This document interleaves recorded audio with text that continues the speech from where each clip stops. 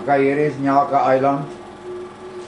Vanny, Axel, Rambali en Japie en Pieter Meyer en my swaar. Ons het die boot gehuur vir die hele naweek. Net ons vier, ons het daarop gehad die skipper en 'n kok om ons kos te maak. Japie sit heel regs en dit wil my voorkom my klaar. Japie is nou my jongste boetie. En hy het nou definitief iets opgetel daar.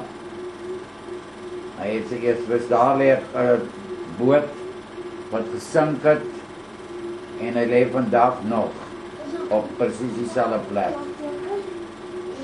Daar tel Japie vir sy barracuda op wat hy gevang het. 'n Pragtige barracuda. Baie trots op die storie. Ja, dis 'n barracuda daai. Ja, en die regterkant is, kan jy onthou wat hy rooi vir sy naam? Daar sit Willie. Daar sit Willie, ja. Moedeloos omdat hy niks gevang het. En daar is, ja, dis nog een Willie daai.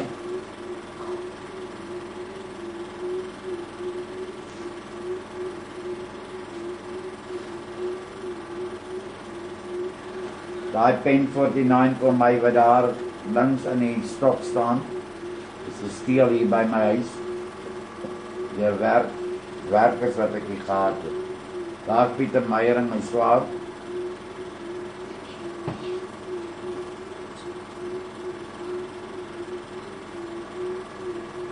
Ek het die rooi baadjie.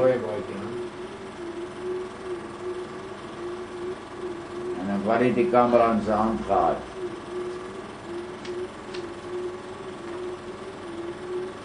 Ons het vir die hele naweek net daai 2 visse gevang. Daai is Nyaka Eiland in die hotel. Ons het aan daar tuis gegaan. En die muskiet het ons omtrent opgevreet daar.